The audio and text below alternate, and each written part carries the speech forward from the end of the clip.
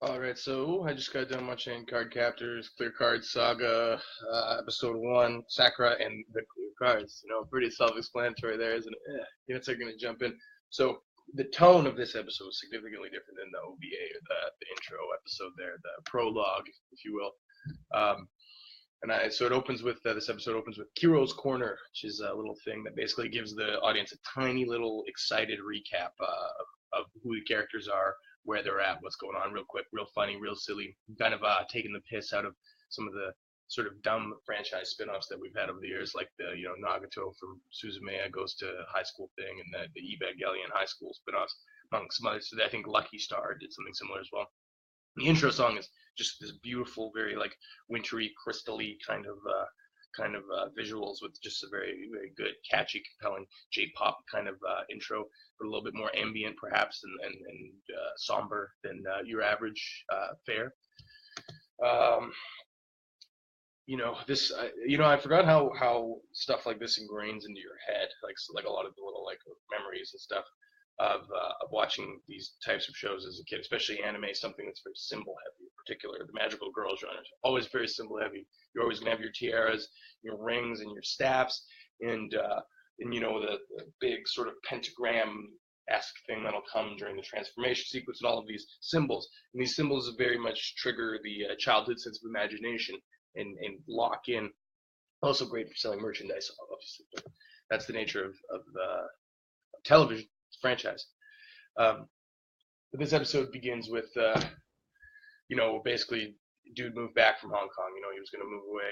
I don't think I even talked about that because it was just obvious that was just to create some kind of thing. But what this establishes is that they're for real. They're an item now. There's no will they won't they. So they're skipping that and they're cutting right into the chase, the core, and actually exploring their relationship as a couple, which feels ludicrous because I'm talking about fictional middle school characters, but for all intents. But so later in the night, after everything sort of, we've established ourselves back into the groove of this type of show, and the sense of humor and stuff, we go to Sakura's house. She's hanging out with Kuro-chan. He's playing video games, and she has a dream. She sees this very gorgeous vision. It was gorgeous, and like it was this sort of all these cards, all the cards were all clear, obviously, and they're sort of coming towards her with this sort of hooded blue figure with almost no eyes, no face, and just this blue sort of Kingdom Hearts kind of looking background to everything, and basically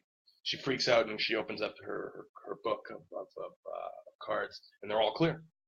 And then so she goes to this guy that was I don't remember his name off the top of my head, um, but he's friends with her brother, and they have like a nice cozy sibling rivalry. I like it. He's like, you're a little brat, little monster, and she's like, you're a meanie. It's cute, it's great. But so she goes to this fella, and then he's like, oh, I'm gonna transform, and then says that his other form doesn't remember it, and I was like, I have no idea what's going on between this character. I can't remember his name. I could probably pull it up. Yue. Yeah, Yue is the character's name, and he confirms that the cars have lost their magical power, um, for whatever reason, but that Sakura still has her own magic, and she says that she should go confide in Sioran, her boyfriend or whatever, and Tomoyo about the situation. And I forgot that this was a big part of the original series that I had forgotten, and when it came back. This brought up a lot of nostalgia. That the Tomoyo is like she likes to film everything. She wants to just document stuff. She likes to make costumes as well. So she's the artist type, and it's just kind of a unique way that they portray her when considering anime tropes, and I like that. I like it. I like the character, and I'm excited to see her kind of get entoiled in battles in future episodes.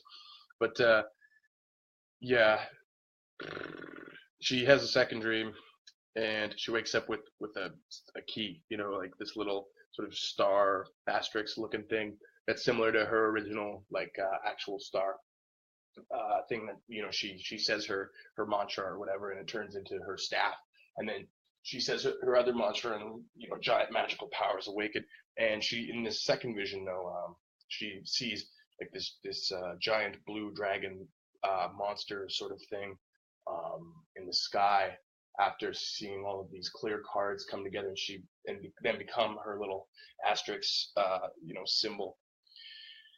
And then, she next day at school she gets attacked by this exact creature, and she uses the new key to get her staff going, and she captures the card. It was called Gale, with sort of a transparent, slightly more modified design than from the original series. It was pretty good. There's this one. This show is really, really cute, man. It's like it's not like Sailor Moon. It doesn't have. Whoa, what's up? Hey, using the table. Yeah, I love the table. Table's great.